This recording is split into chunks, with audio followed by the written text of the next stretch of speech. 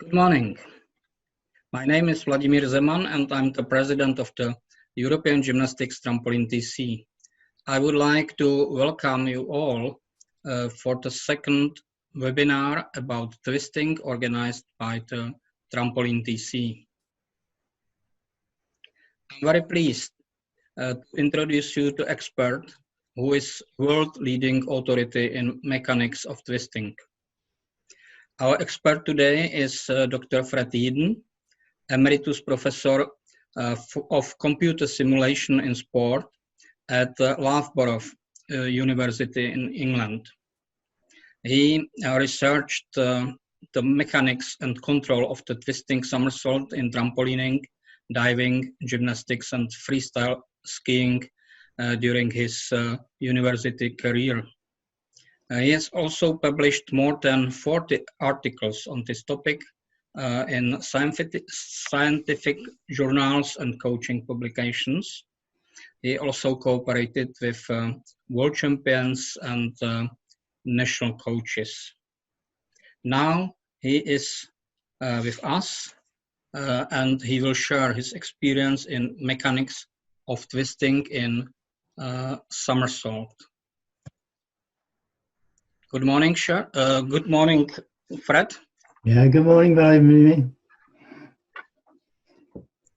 Okay. Would you like to say some words before the presentation? Just to say that my main experience is with the flight phase of twisting somersaults, and that's what today's presentation is mainly about. So there may be differences for the different disciplines, but these are mainly on takeoff and landing. So, thank you. Okay, thank you. Having a title like Everything You Need to Know is something of a hostage to fortune, since somebody's bound to mention you never said anything about establishing the direction of twist. So let's retitle this as Almost Everything You Need to Know.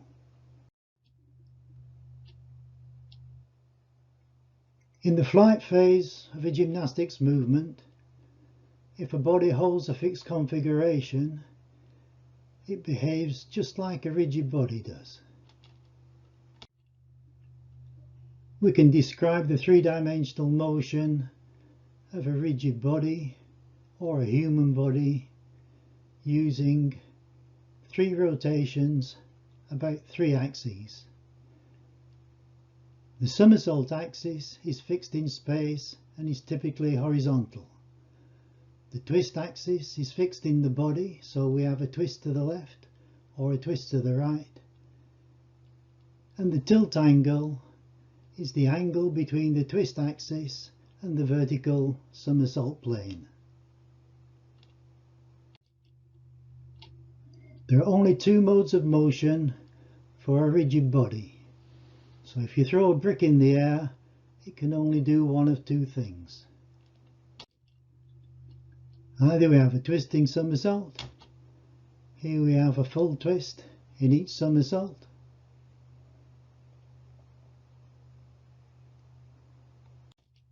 or we can have a wobbling somersault. Here we have 6 backward somersaults in the pike position and 4 complete wobbles. So in the top sequence we have 1 somersault with 1 twist. In the lower sequence we have 3 somersaults with 2 complete wobbles, so the final position on the right hand side is exactly the same as the starting position on the left hand side. The body twists a bit one way and back again. It tilts a bit one way and back again. Basically, it just somersaults. So there are only 2 modes of motion for a rigid body, either a twisting somersault or a wobbling somersault. So what?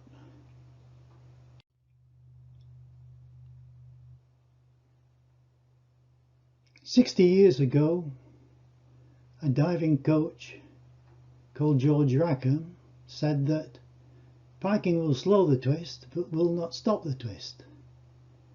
This is based on the idea that if we have a certain amount of angular momentum about the twist axis, changing from a straight position to a pike position increases the moment of inertia, and so the twist rate will slow down. So here we have a pure twist, the body pikes, and the twist slows down.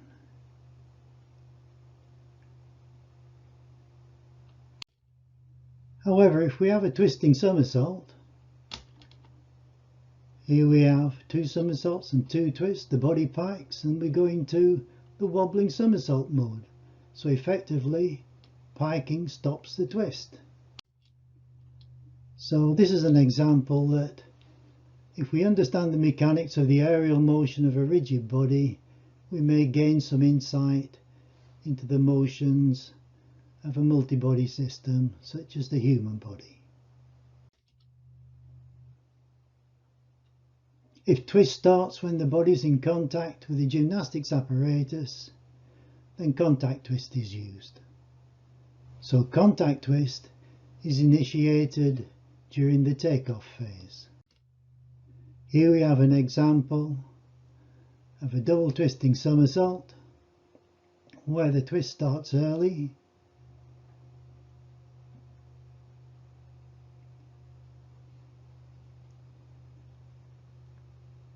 and if we look at the first frame of the flight phase, we see that the twist is already visible.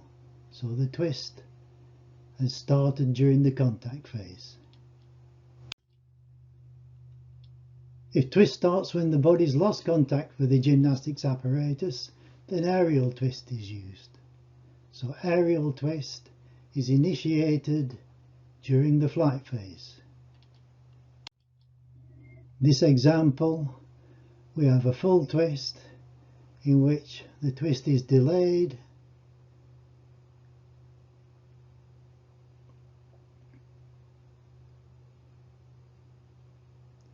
and if we look at the first frame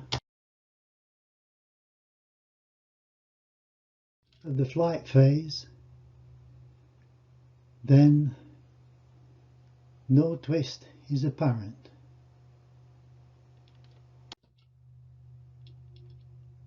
We can produce an aerial twist without somersault, as is often demonstrated by dropping cats in an inverted position. You see the cat moves from a forward pike position through a side arch into a back arch and back round again into a forward flex position. 60 years ago, a researcher by the name of Donald MacDonald dropped cats like this and had a cat that had no internal balance mechanisms. The inner ear mechanism was absent from birth, and when he dropped this cat upside down, it did a half twist. When he blindfolded this cat, it made no attempt to twist. He then did the blindfolded experiment with cats that did have a good balance mechanism, and he found out they could do a half twist. From this, he was tempted to conclude that the cat could use its balance mechanism to sense its direction in space. However, when he accidentally dropped one cat out the correct way up, it promptly did a half twist and landed on its back. At this point, he gave up the experiments. Now, if he'd been a gymnastics coach, he would have known that the cat had learnt that it's being dropped and doing a half twist, and therefore the cat was expecting to have to do a half twist. This is a Christmas card I received from Aaron Johnson some time ago, demonstrating the hula hoop movement made by the cat's hips. Here we have Sue Chalice, 1984 World Trampoline Champion, waiting for me to give her an airborne instruction to do 2 complete cat twists. And there we go, half a twist, another half twist.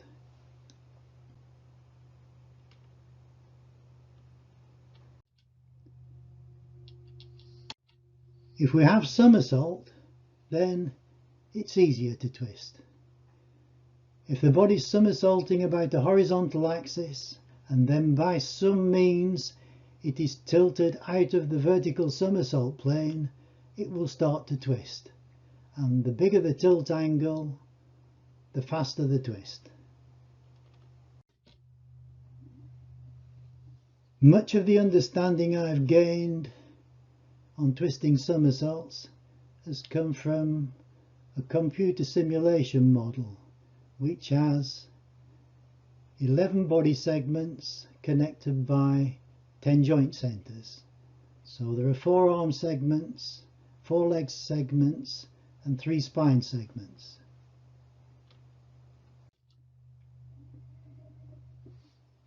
The accuracy of the simulation model is shown here. In the top sequence we have a full twisting double somersault dismount from rings. In the lower sequence, on the left, at release, we have exactly the same body configuration and orientation. In the simulation, the arm and legs move exactly the same as in the video sequence. However, the somersault, tilt and twist angles are calculated by the simulation.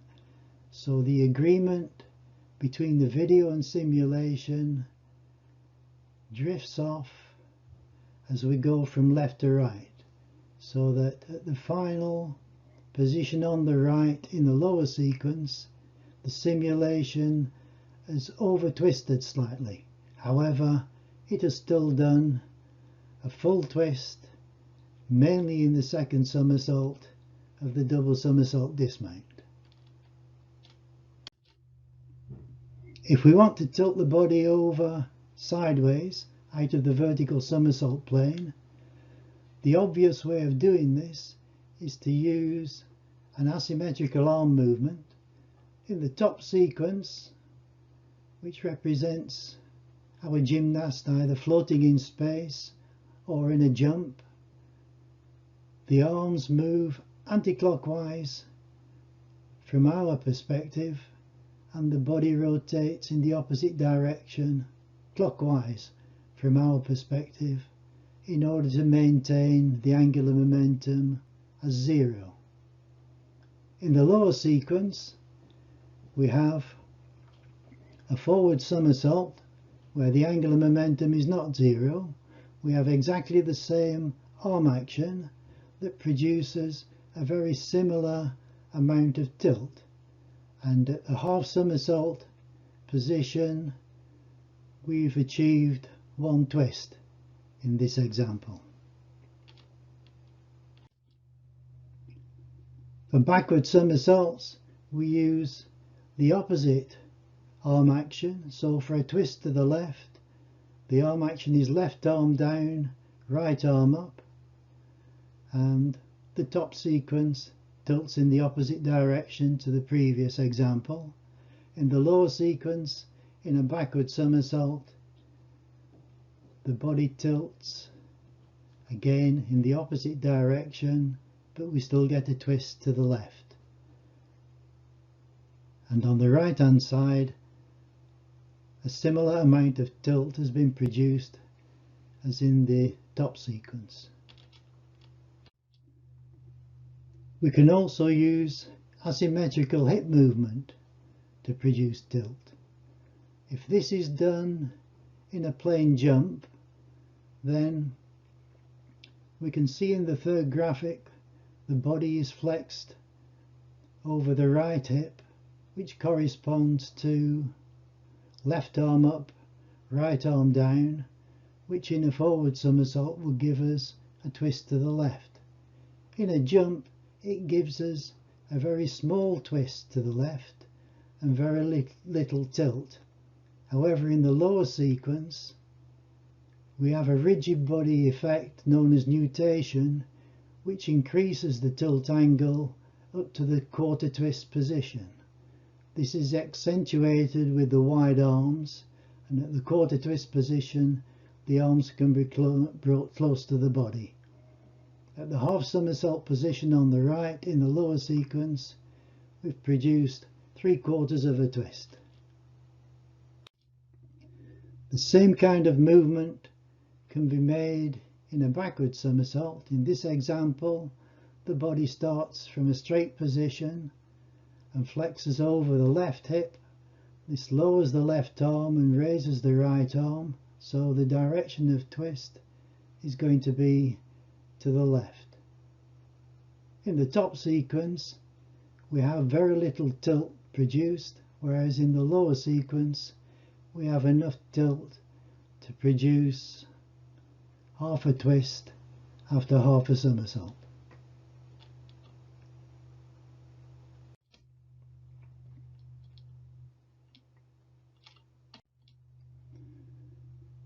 So here we have an example of asymmetrical hip movement producing 1.5 twists in the second somersault.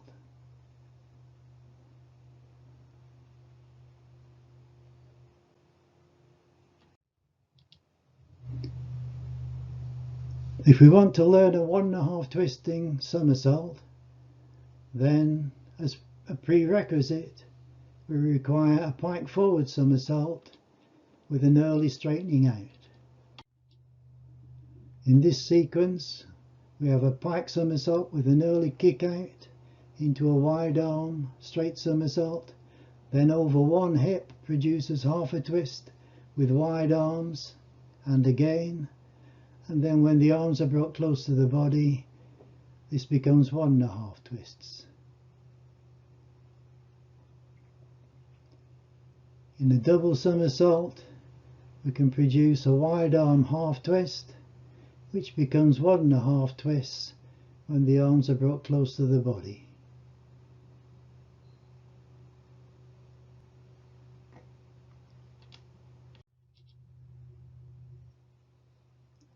Here we see the twist to the right.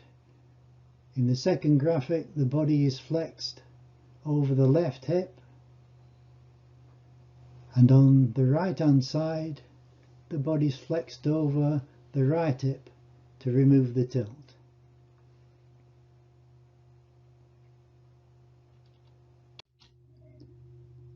We have the same thing in a double somersault.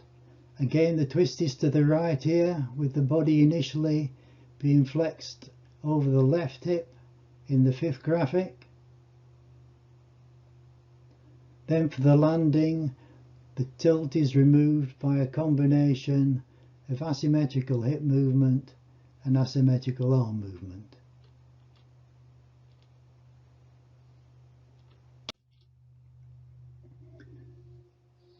Here we have a sequence demonstrated by Sue Chalice. From a forward pike somersault, we have the same movement with flexion over one hip, producing a wide arm half twist, and again.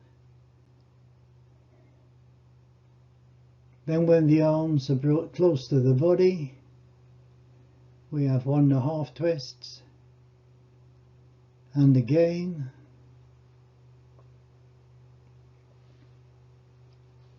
As a lead up from a double somersault, we have a half twist from a pike ball out, and again with a little more somersault required. So wide arms, enough somersault, and in the next one the arms are brought close to the body, producing 1.5 twists, and again.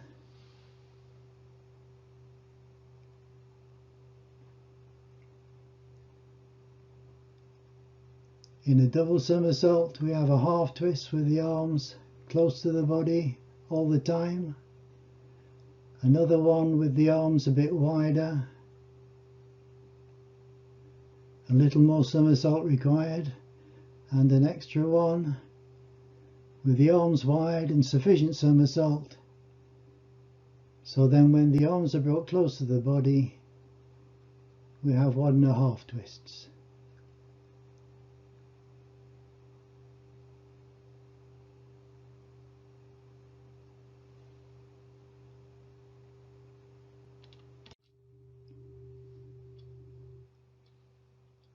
The next example uses asymmetrical arms to produce the tilt for an aerial twist. Here we have a straight backward somersault, and in this experiment we have the same takeoff with an instruction after takeoff to twist.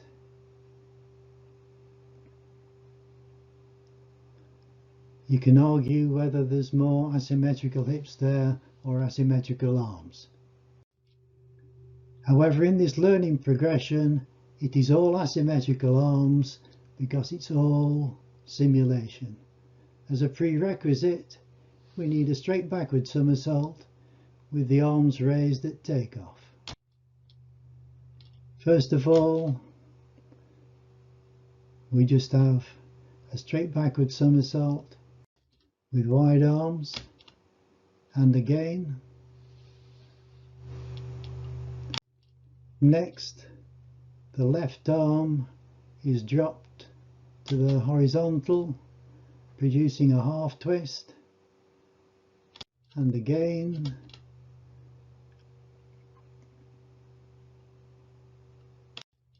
In order to produce a full twist, the left arm is lowered a little more, and again.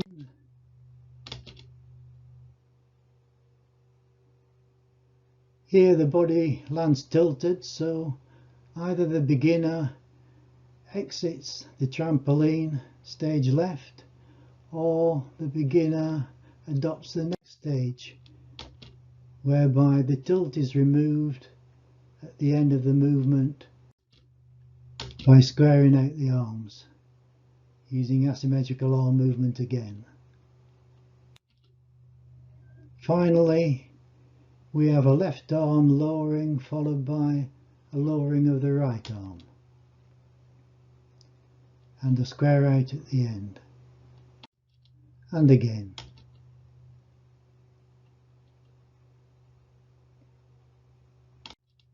So here's the full progression from the straight backward somersault with wide arms, followed by the lowering of just one arm for a half twist, and again, followed by the lowering of the left arm a little more, producing a full twist, and again,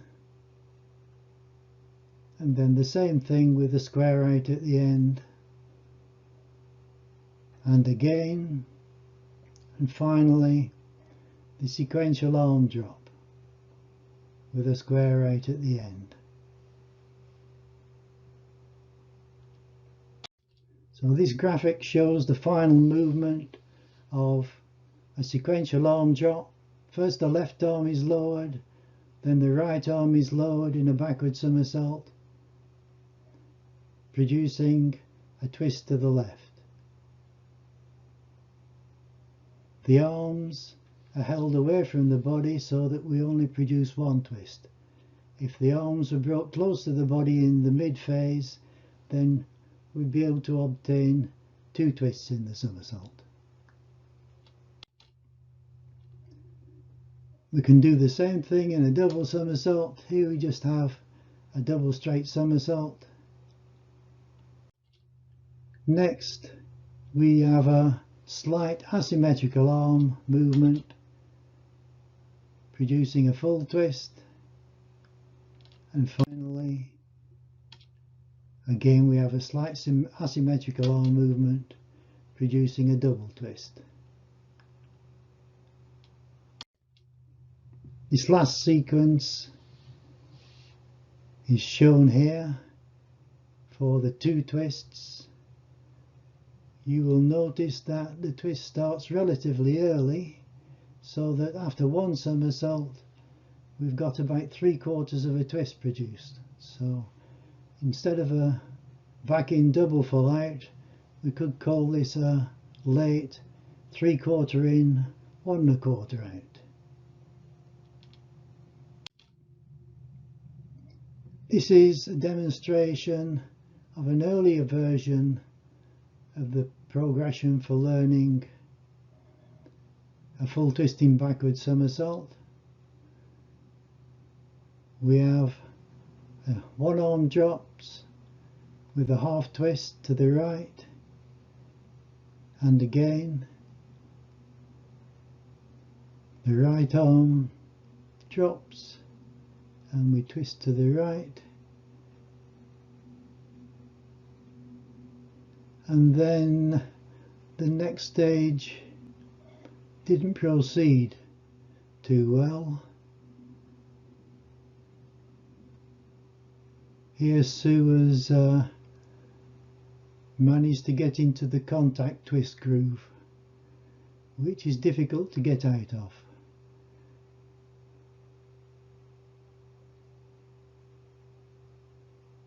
So we have 1/4 twists in the straight position as a progression for a back in full out. The same thing with a half twist produced by asymmetrical hips.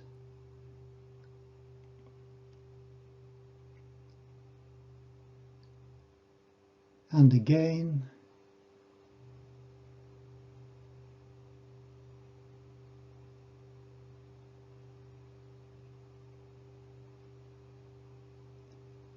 then a little higher for a half twisting 1 3/4 straight,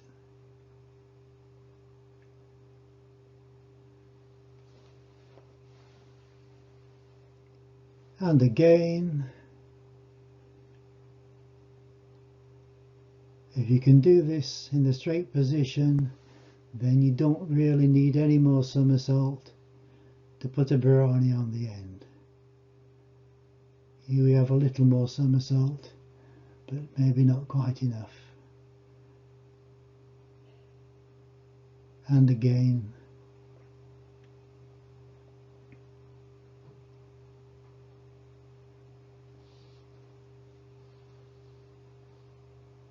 And once more in glorious slow motion.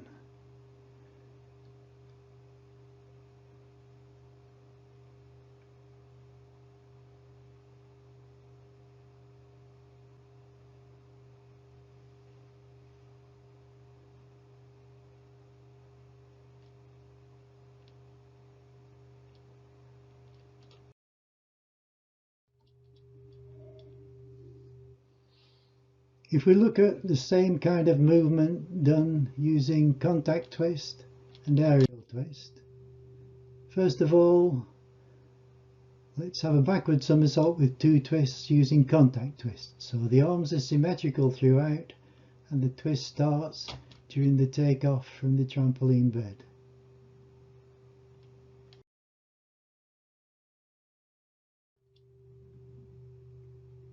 On the other hand, if we do it using asymmetrical arm movement for aerial twist, first one arm drops, then the other.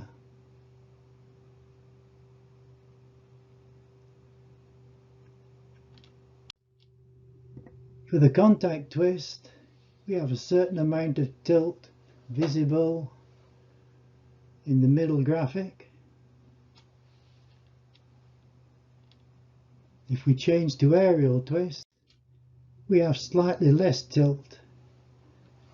In fact, for aerial twist, it could be argued that you only need half as much visible tilt at the half somersault position. However, since it takes time to make the asymmetrical arm movements, we need a little more tilt than otherwise in order to achieve the 2 twists.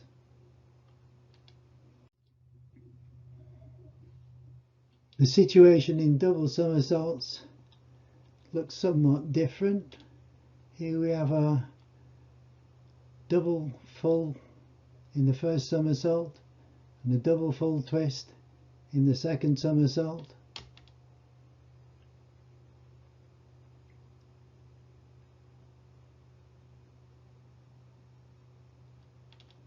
And the same movement using aerial twist, using asymmetrical arm movement.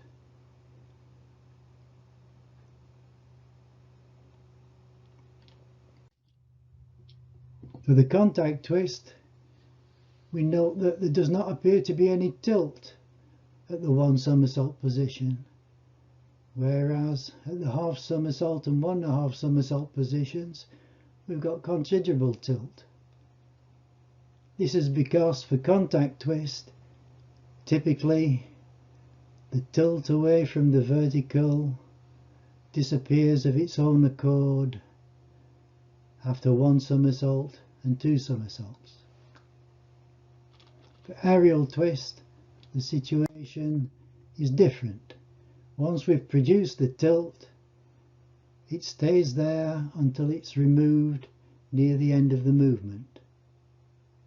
So in the middle graphic here, the tilt is clearly visible and is the same kind of magnitude as at the half somersault and 1.5 somersault positions.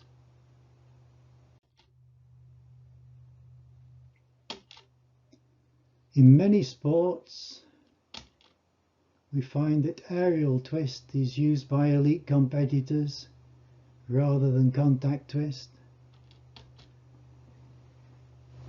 And for aerial twist, the tilt is produced by asymmetrical arms and hips in the main.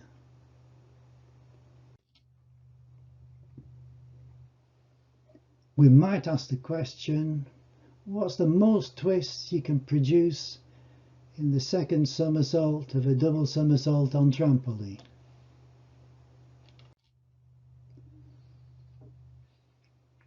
So for a double backward somersault,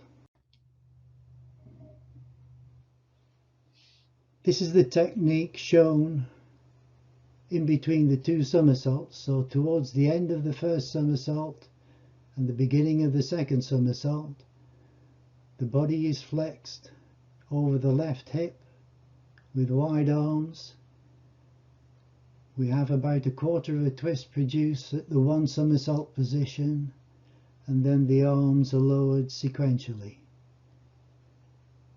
The constraints for this movement were that the arms cannot be raised above shoulder level, so the amount of arm asymmetry was restricted in this movement.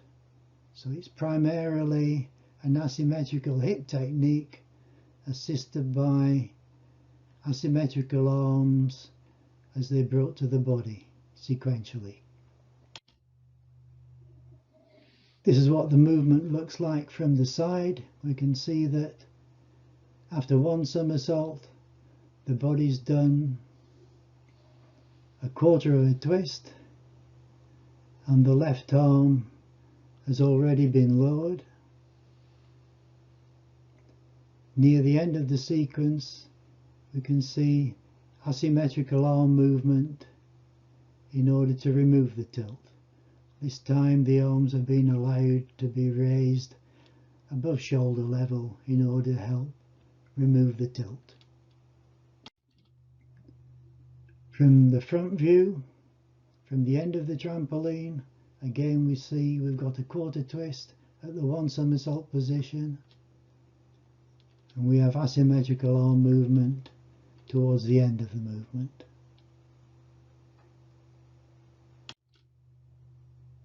This sequence just shows what body movements are made.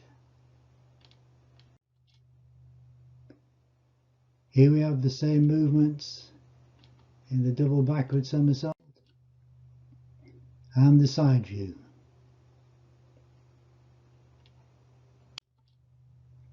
Moving on to leg twisting forward double somersaults.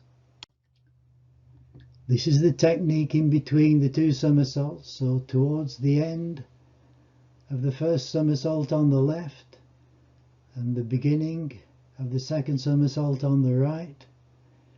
Again, in order to produce the tilt and twist, the arms may not be raised above shoulder level. So again, it's mainly an asymmetrical hip technique, with the arms being lowered sequentially.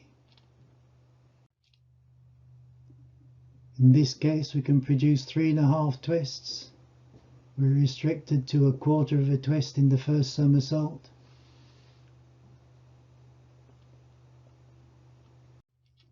The front view shows the same thing. We have asymmetrical hips with wide arms, and then the arms are brought in sequentially.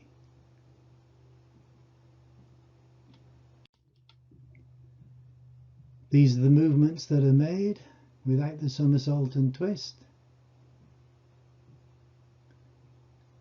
Then again, in a somersault.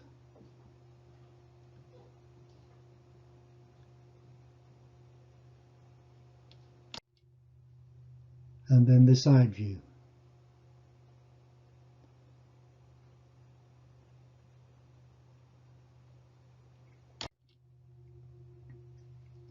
I don't have an example of 3.5 twists, but I do have a very old example of 2.5 twists in the second somersault, where the twist doesn't start early.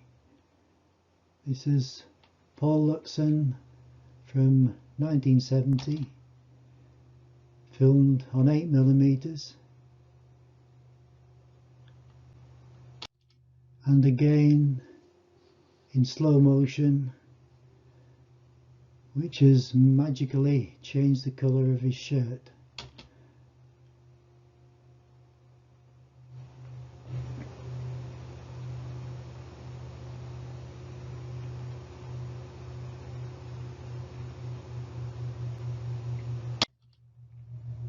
So, for double somersaults on trampoline with twist in the second somersault, when rotating backwards in a straight double somersault, 3 twists are possible.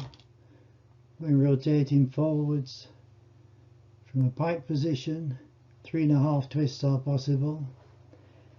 If we allow the arms to move above shoulder height, we can squeeze an extra twist out of each one of these, although typically on trampoline this is not used.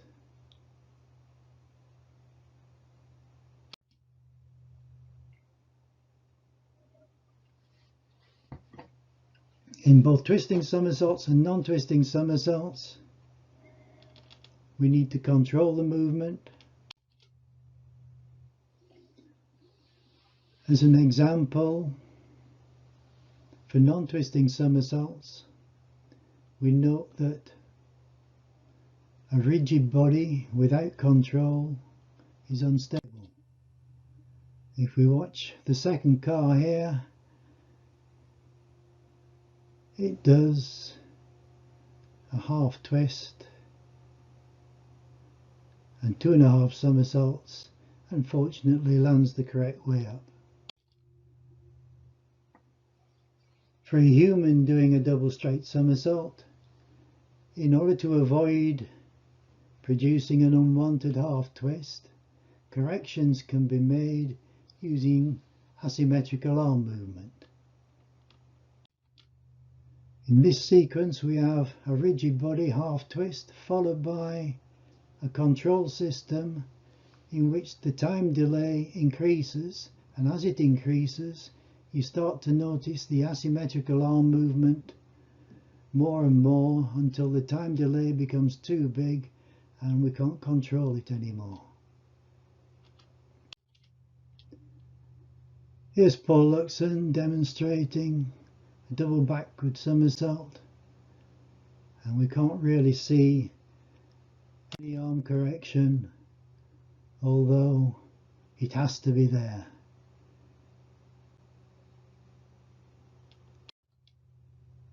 So asymmetrical arm adjustments can prevent the build-up of twist in double straight somersaults.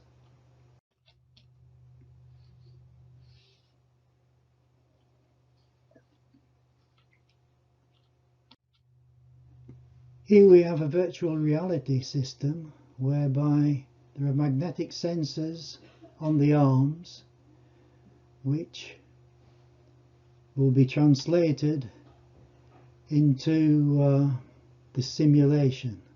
So the arm movement in the simulation is a reflection of the arm movement made by our gymnast. The idea is to produce a full twist in the second somersault. So there we have a back in full out. This is my attempt at the same thing. The computer is programmed just to do a double straight somersault unless the arms direct it otherwise. So we have my left hand going in front of the screen there and back up to square out at the end. Virtual reality can also be used to help view during a somersault. Here we have a Layful full in the aerials event of freestyle skiing. This is the head cam view of that movement. So we see snow, snow and snow, and only on the run out do we see any blue sky.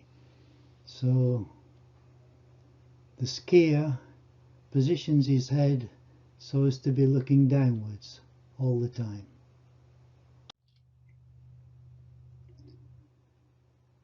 Here we have a computer simulation of a back in full out,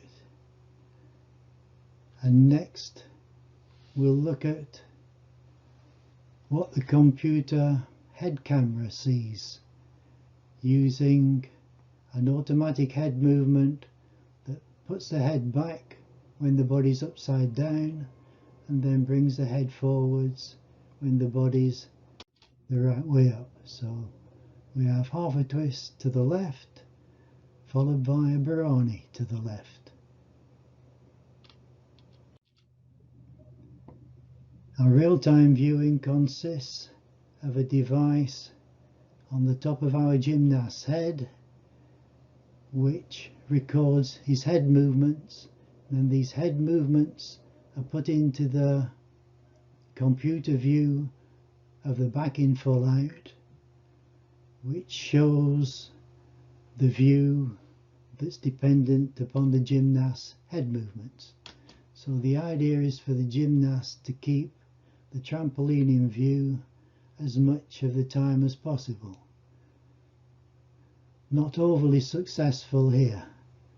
However, our gymnast was so intrigued by the idea of being able to see during a double somersault with twist. We took him into the gym the same day, and here's a half twisting 1 3/4 somersault dismount, followed by an extra quarter somersault and an extra half twist. So we've got a full twisting double somersault dismount, then we put a small mat in for him to view, and from this point he can see the mat all the way through. In that last movement, this sequence shows that from the initial upside down position in flight, the head is back and the mat is in view. After another half somersault and a quarter twist, the chin is down looking at the mat, and after another half somersault and 3/4 of a twist altogether, the head is back again so the gymnast can see the mat.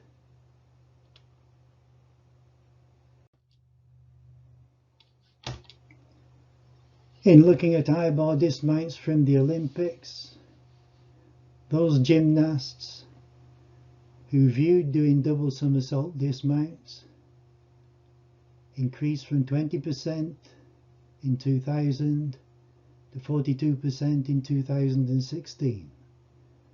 This shows that it seems to be useful having viewing during high bar dismounts, and also it's an increasing trend. So if your head is in the right position that allows viewing, then your brain stands a chance of gaining more information on how the skill is progressing. For articles on twisting, if you do a Google search for SSEHS aerial, you'll get to a place where you can download various articles for free, some of them technical, some of them for the more general reader. I'd like to acknowledge Sue Chalice for the progressions that were shown, Paul Luxon for the roundy out fliffers, Will Trude for the full twisting and double twisting tumbling sequences, Mikhail Begon for the virtual simulation, Tim Sanders for the virtual viewing, and John Knight for writing the software for the computer graphics. This is my view of the world from the mid-70s, and it pays to see where you're going. Finally, I'd like to give a big thanks to European Gymnastics for giving me the opportunity to present this talk. Thank you.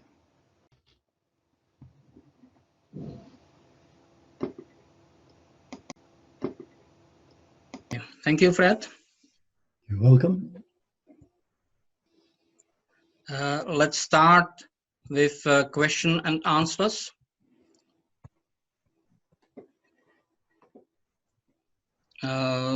First question is not about the presentation. The first question is about the webinar.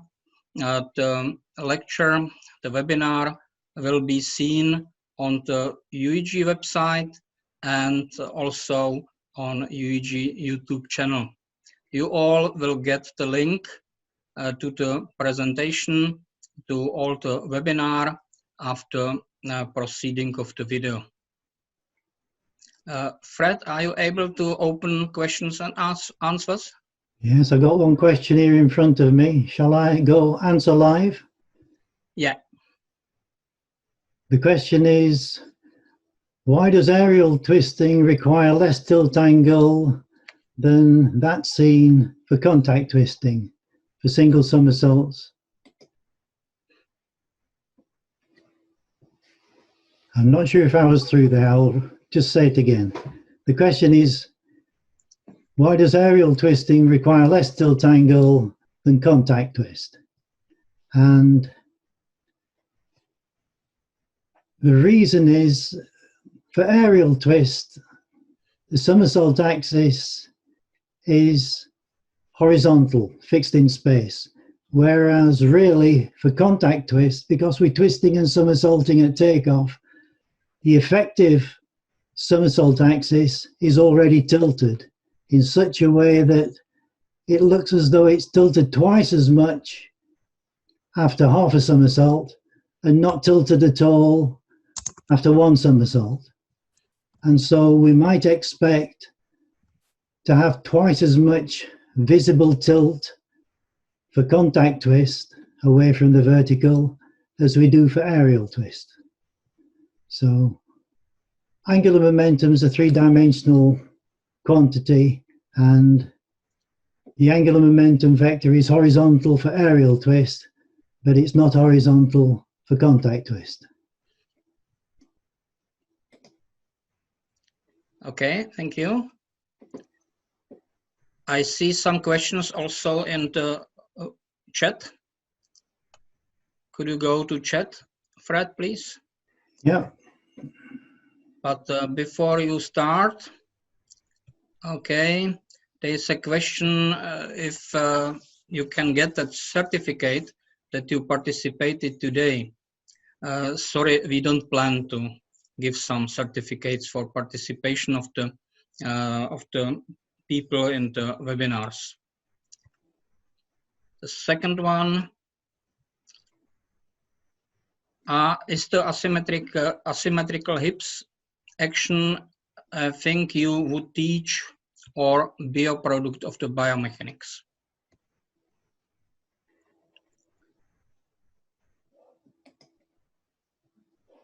Okay, asymmetrical hip movement is used anyway, and yes, it's something that should be taught if it needs to be taught.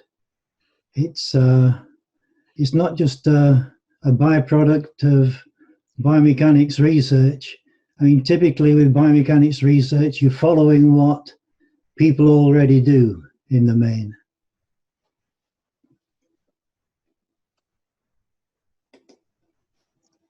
Okay, the next one. Can I ask, have there been any surprising techniques seen from gymnastics as they try to produce harder, difficult in multiple twisting double somersault, but having show increased aesthetics demanded by judging? For example, not piking into or off somersault in trampoline and maximum arm movement allowable at the end of movement to stop twist.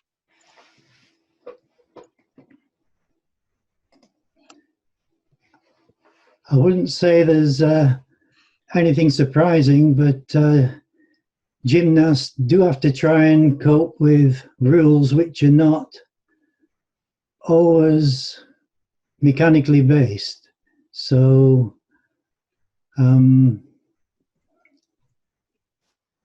in trampolining, the rules used to say that the arms should be kept close to the body.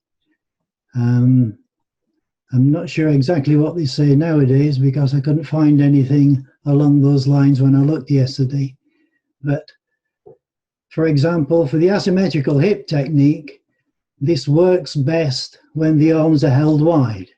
But if this is considered not to be great aesthetically, then gymnasts will use just as much as they need to in order to achieve the movement. However, when teaching asymmetrical hip movement for an aerial twist to a beginner, it's helpful to use a wide arm action because it makes the learning easier. Once someone becomes experienced, they won't use such wide arms.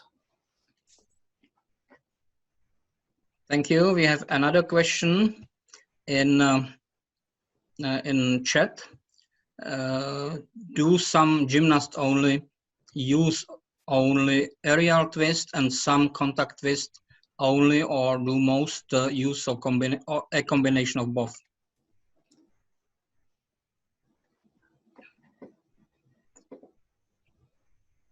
I don't have that on my screen. It is in the chat.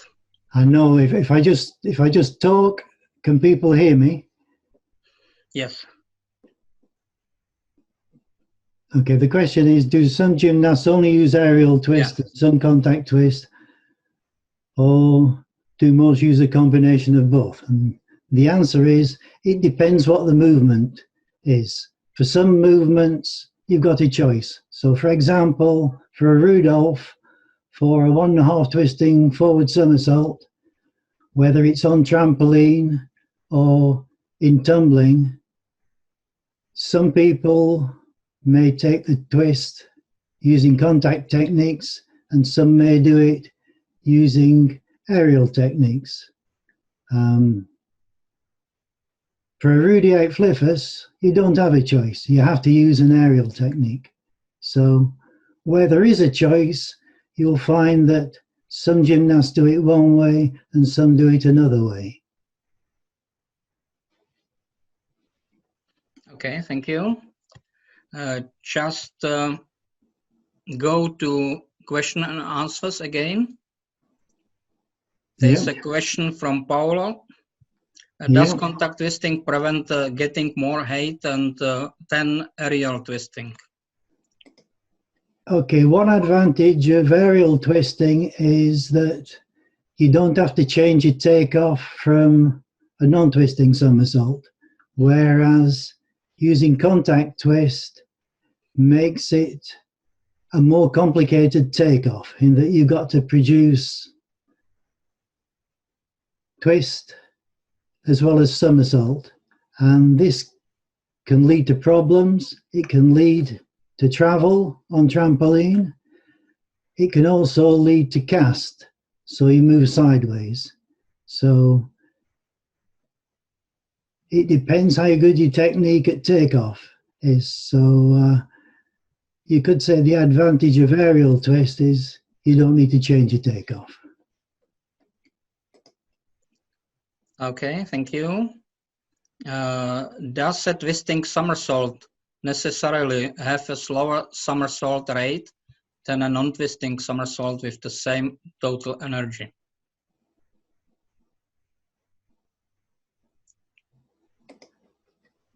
Okay, the somersault rate essentially only depends on the body position. So if you do a double somersault forwards with a half twist in the second somersault, how fast the somersault goes when you're straight is dependent upon your total angular momentum. If you have exactly the same angular momentum and you do 1.5 twists in the second somersault, you'll have the same somersault rate while you're doing 1.5 twists as you did when you're having the half twist, providing the body is extended for the same period of time.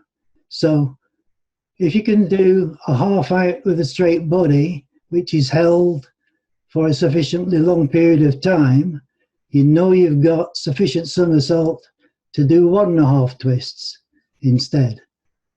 One problem is that if somebody moves from doing a half out to a 1.5 out, if they take off for the 1.5 out as their normal half out, they probably don't have enough somersault because the body is going to be extended longer when it's twisting. Okay, thank you. The next question we already had. That means prevent getting more hate, etc. The next question is on exit from multi-twisting pike or tuck somersaults. Would asymmetrical hips be preferable to the use of arms? Okay, in order to correct orientation for landing, so to remove tilt in an aerial twist, you can either use asymmetrical arms or asymmetrical hips. Typically, people will use both. It's probably easier to coach asymmetrical arm movement for this purpose, if you have to coach it, rather than asymmetrical hips. But I mean, typically, asymmetrical arms are always used, and asymmetrical hips may also need to be used if there's a lot of tilt to be removed. Okay, thank you. What are the differences between twisting somersaults with hands to the chest and twisting somersault with the hands straight to the body?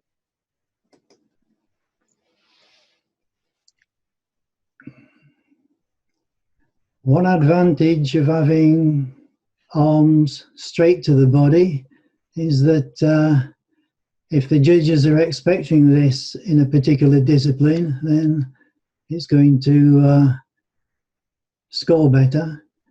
However, from a practical point of view, it can be easier to have your arms folded on the chest because it's easier to hold the position tightly. Whereas if you're twisting quickly, it can be harder to keep your arms close to the body. Another effect is that your somersault will rotate slightly faster if you've got your arms to the body, because your moment of inertia about a transverse axis is slightly smaller. I didn't think anyone would notice this, but 50 years ago, Paul Luxon mentioned it to me and said that he noticed that he needed a different amount of somersault, ideally when he had his hands in a different position. Thank you. The next one, this is to clarify. A hip flexion to the right followed by the lowering of the right arm will initiate a twist in the right direction. Okay, if you're somersaulting backwards, this is correct. If you're somersaulting forwards,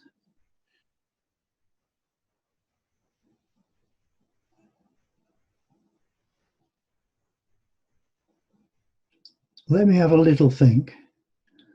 If you're somersaulting backwards, then the lowering of the right arm will twist you to the right, and flexing over the right hip will also twist you to the right. And going forwards, a lowering of the right arm will twist you to the left,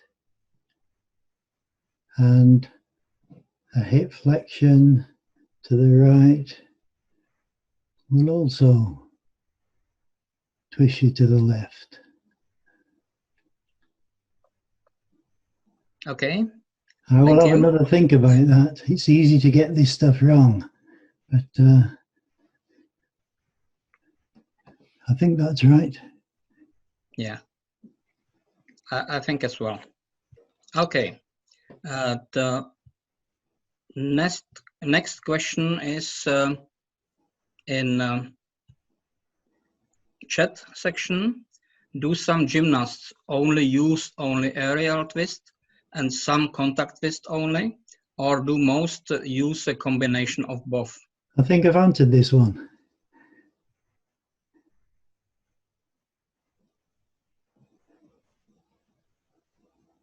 You want me to answer it? You want me to answer it again? Or?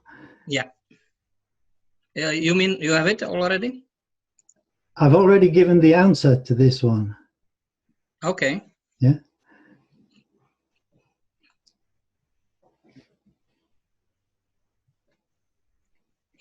There's a remark.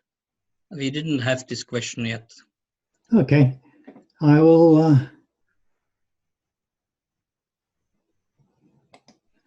Okay, so do some gymnasts only use aerial twist and some contact twist, or do most use a combination of both?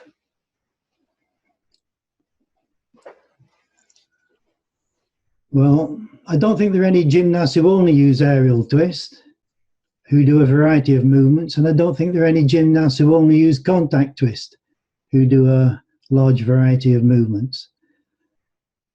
For some movements, such as a Rudolph, this is a forward somersault with 1.5 twists, whether it's done in tumbling or on trampoline. You can either do it using an aerial technique, or you can perform it using a contact technique. And there are people around, some of whom use aerial technique and some of whom use contact technique. There are certain advantages to using an aerial technique for this movement, but there are still some good performances with people who use a contact technique. For some movements, there will be a combination. For example, if you do half in Rudy out piked, most people will start the twist using contact twist, but will probably add on an aerial twist component as well.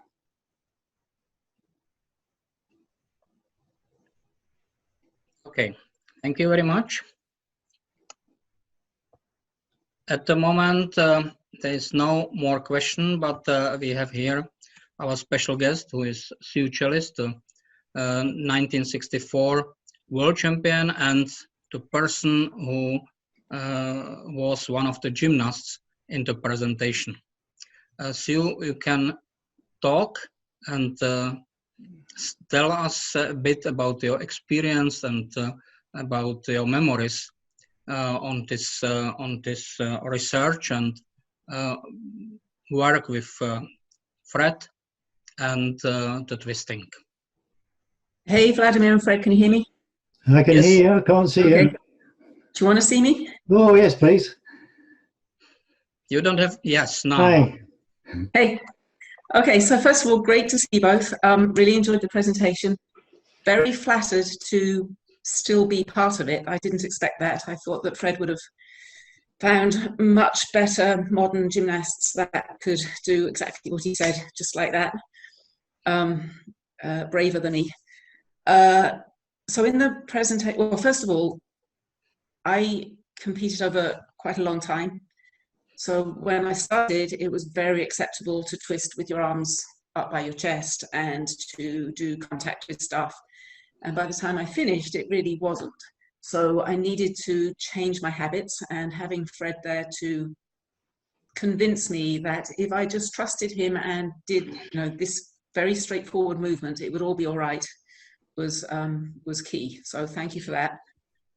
In terms of the presentation, I love the virtual reality stuff. So the teaching in a safe environment, getting them to see what would happen if they did stuff. For me, that would have been fantastic. I'm intrigued to see how that develops and how people get access to that and whether it makes a difference. So there were lots of things in the presentation I wasn't expecting. That was one of them. It did seem like, so my favorite athlete at the moment is Hancharo. I don't know if he's still competing, but he was until recently. And when you showed the models of the guy that now has a face, there's a model with muscles and there's a model with a face. It reminded me of him. And I do think that some judges prefer when you put the bit up where you had the twist, the tilt, where every somersault, at the top of the somersault, it was square, and then when it was tilted each way, and some judges, I think, like it when it has that wibble wobble twist, and some judges don't. So I think that's something that might be interesting to discuss within the whole judging context, because people have preferences for one thing or another, and there tends to be national differences between what's preferred and what the judges like. So I think that whether you choose to twist one way or another can actually affect your scores, even if you do it really well. Yeah, that's pretty much, that was my reflections on the presentation. Fred, you look very well. Yes, I'm busy losing a kilo a month during lockdown. I'm getting a bit of exercise in the garden. Okay. Good. Okay, thank you, Sue. First of all, I need to apologize. I said you are 1964 world champion. Okay, big trouble. It's not good to say it like that, because we all know that in 1964 the first world championships happened in trampoline gymnastics, in trampoline. You are the 1984 world champion from Japan. Yeah, no problem. Yeah, no problem. I'm looking good for somebody that was world champion in 64. Okay, maybe I see one more question. What is your view on which direction a gymnast should twist to? Or is this irrelevant considering the biomechanics? Okay, at the beginning of the talk, I said that somebody might ask the question, how do you determine the preferred direction of twist? And it's important that people twist in a consistent direction. If you're putting complex skills together and you try to do a half in, half out, and you're half twisting back and you're half twisting forward somersault, twisting opposite directions, it can start to cause problems. So when you're coaching, it's important to decide and to establish which direction a particular gymnast prefers to twist before you start coaching.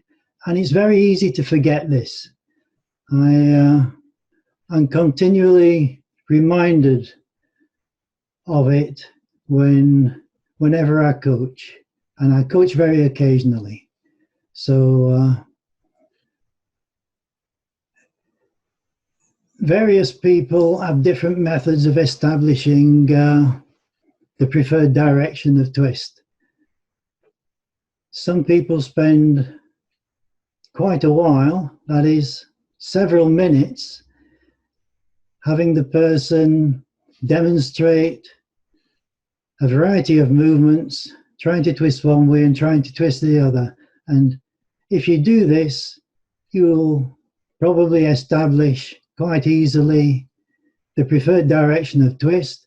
You may also uncover that they've already learned to twist in two different directions on different skills. And then you have to decide what you're going to do about this for long-term development. There are one or two people who seem to be able to twist equally in either direction, but I think these are very rare. And I think as competitive aerial sports people, such people do decide that for competition purposes and for training purposes, they will choose one direction and stick with it for the future. Thank you. Okay, thank you. Okay, we already had questions and answers. To remind you for the next webinar, what will be held on Saturday, 12th December. It's about skill acquisition for 821 and 831 pike on trampoline, done by Michael Kuhn, who is the former top gymnast and the German national coach and international coaching expert. We prepare also some webinars for 2021, and the webinars will be published soon. So, first of all, I would like to thank Fred and Sue being with us today and having this really interesting presentation and interesting memories from the experience from the real life of the gymnasts working on the twisting and so on. I would like to thank you all and see you next time.